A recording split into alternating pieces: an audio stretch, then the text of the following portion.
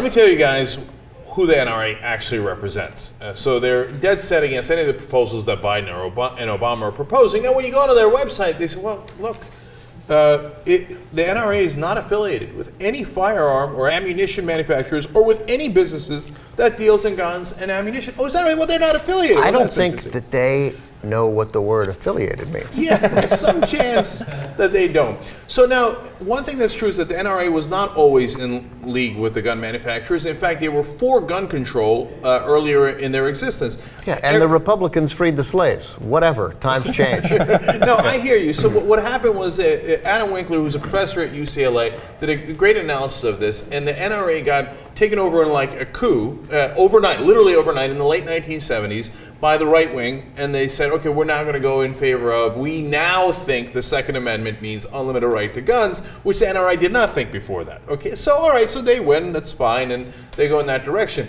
Later, actually, much later, in 1999, Charleston Heston, who's the head of the NRA at the time, starts to connect the NRA not to gun owners, but to gun manufacturers. In fact, he goes to a meeting of gun manufacturers and lobbyists and says, quote, your fight has become our fight, okay? For the first time connecting the NRA directly to the gun manufacturers. Now, that's okay.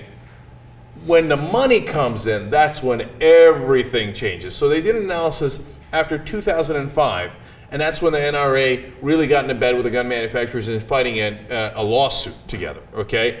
And so then, here's what happens next.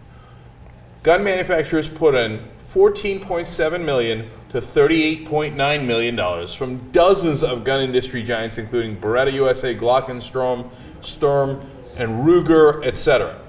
So they get this tremendous amount of money from these gun manufacturers, and by the way, they're also on the board. They're the major donors. Right, but they're not affiliated. Not affiliated. Right. We just happen to take tens of millions of dollars from them. Oh, and by the way, another way that the NRA makes a tremendous amount of money is the ads that they put in the NRA magazine, which are also bought by gun manufacturers.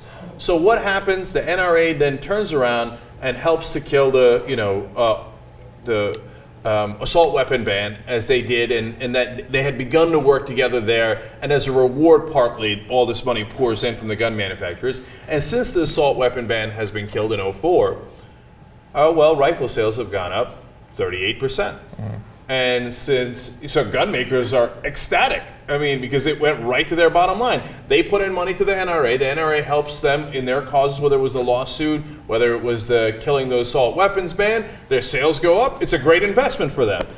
And one thing that I always thought was like, come on, this has got to be the easiest thing. About 3/4 of the country agrees with this already. It's a layup. Most of gun owners agree with it. Limit the amount of ammunition you could put in a magazine, right?